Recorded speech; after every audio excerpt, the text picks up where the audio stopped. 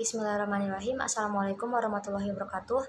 Perkenalkan, saya Lis Fauzia dari jurusan D4 Fisioterapi semester 3. Video ini dibuat dalam rangka memenuhi tugas praktik UTS Tumbuh Kembang Manusia dengan materi perkembangan sistem saraf dan gerak pada anak. Terbentuknya sel saraf manusia bermula dari masa awal embrio, yaitu merupakan lanjutan dari perkembangan sel embrio. Ada 3 lapisan sel embrio, diantaranya ada endoderm, mesoderm, dan ectoderm. Sisi paling luar, yaitu ectoderm, merupakan lapisan yang menjadi cikal bakal terbentuknya sel saraf. Adapun fase perkembangan sistem saraf dimulai sejak usia 3-4 minggu, yaitu terbentuknya tabung saraf, di mana hari ke-20 terbentuk sel saraf yang pipih atau biasa kita sebut dengan neuroplet. Hari ke-23 terbentuk sel lempeng yang membentuk cekungan atau disebut dengan neural groove dan menebalnya sisi luar lempeng atau neural crest hingga terbentuknya tabung saraf. Rongga tabung saraf akan berkembang menjadi susunan sistem saraf pusat atau SSP, sementara sel-sel yang melapisinya akan menjadi epitel, dan sel pungka tidak akan berdiferensiasi. Sementara perkembangan pada neural crest yaitu berubah menjadi susunan saraf sistem saraf tepi yang bertanggung jawab terhadap fungsi sensomotorik. Pada minggu keempat, pertumbuhan dan perkembangan embrio, pada bagian anterior tabung saraf berkembang menjadi cerebrum dengan bagian-bagian otak, yaitu otak depan atau forebrain, otak tengah midbrain, dan otak belakang hindbrain. Sementara pada bagian belakang tabung posterior akan menjadi chorda spinalis. Pada 5-10 minggu terjadi fase prosencephalon, di mana pada minggu ke-6 perkembangan sistem saraf pusat membentuk 7 bagian utama, di mana 7 bagian utama ini akan dibagi menjadi 3 bagian, yaitu otak depan atau prosencephalon atau forebrain, terdiri dari cerebrum, cerebral hemisphere, telencephalon, dan diencephalon. Midbrain atau mesencephalon, dan otak belakang rhombocephalon atau hindbrain yang terdiri dari cerebellum, pons, dan medula oblongata atau mesencephalon. Jadi ruang medula spinalis sudah mulai bisa diidentifikasi. Pada 8-18 minggu, pada minggu ke-11 adanya proliferasi yang mengakibatkan pembesaran pada cerebrum hingga menyelubungi diencephalon, midbrain, dan pons. Pada bulan ke-3-5 kehamilan akan terjadi proliferasi, di mana setelah itu akan terjadi fase migrasi, di mana jutaan sel saraf akan berpindah ke tempat spesifik dari sistem saraf pusat.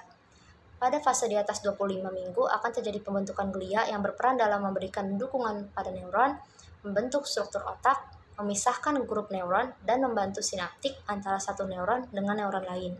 Terjadi arborisasi, sinaptogenesis, dan apoptosis. Di atas 40 minggu adalah fase myelinisasi. Fase organisasi yaitu fase yang mencapai puncaknya pada bulan ke-5 kehamilan hingga beberapa tahun setelah lahir. Perkembangan utama periode organisasi meliputi pembentukan dan diferensiasi neuron soklet, pengembangan dendrit dan percabangan aksonal, pembentukan kontak sinaptik, apoptosis, dan diferensiasi glia. Lalu pada akhir bulan ke-6 kehamilan adanya diferensiasi, yaitu perubahan bentuk, komposisi, dan fungsi sel saraf yang menjadi 6 lapis seperti pada orang dewasa. Selanjutnya terjadi pembentukan jaringan saraf, di mana setelah menjalani myelinisasi atau proses pematangan subung saraf, sinaps akan bertambah banyak. Proses pematangan subung saraf atau myelin yang disebut myelinisasi masih terus berkembang. Pematangan subung saraf mencapai puncaknya ketika bayi berumur 1 tahun. Setelah bayi lahir, terjadi pertumbuhan serabut saraf, lalu terjadi peningkatan jumlah sel glia serta proses myelinisasi. Semua proses tersebut berlangsung alamiah dan juga dipengaruhi oleh stimulasi dan nutrisi. Dalam proses myelinisasi, perkembangan pada sistem saraf pusat dimulai dari sistem saraf sensorik, kemudian disusul pada sistem saraf motorik, sedangkan pada sistem saraf pusat, proses myelinisasi dimulai dari batang otak dan cerebellum, dimulai dari sistem saraf motorik, kemudian disusul sistem saraf sensorik. Biasanya di usia 1-2 tahun inilah anak akan mulai berkomunikasi dengan disebabkan oleh kemampuan memori anak yang berkembang pesat, sehingga mampu mengingat dan mendengar kata yang didengarkannya. Memori di otak anak sanggup melakukan berbagai hal seperti mengenali bahasa, konsep waktu, memahami perintah, memecahkan masalah, mengingat fungsi benda di sekitar, dan meningkatnya rasa ingin tahu anak. Dia mengingat semua hal tersebut dengan cara mendengarkan, melihat, dan menyentuh. Selain fisiknya, kemampuan anak dari segi kognitif, sosial, dan emosional pun ikut meningkat. Contohnya, pada segi kognitif, anak akan senang melihat buku, bergambar. Dia akan senang bergambar, bermain, mencari benda yang tersembunyi di buku, cerita, atau benda yang ada di rumah. Perkembangan gerak anak dari usia 0-12 bulan.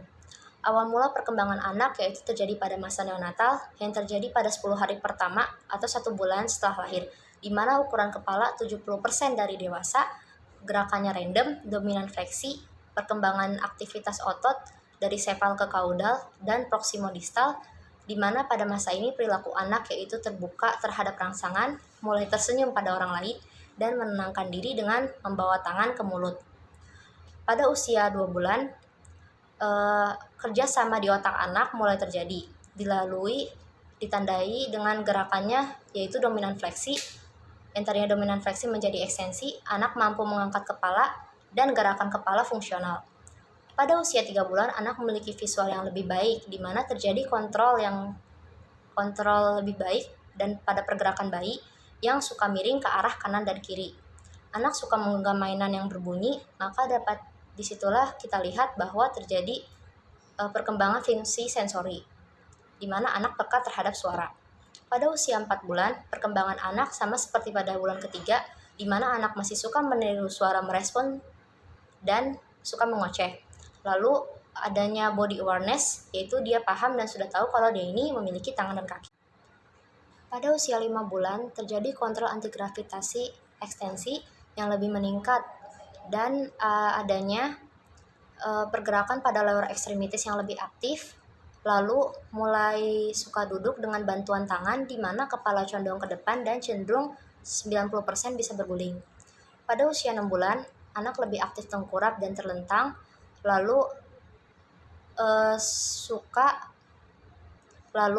cenderung 90% bisa duduk sendiri.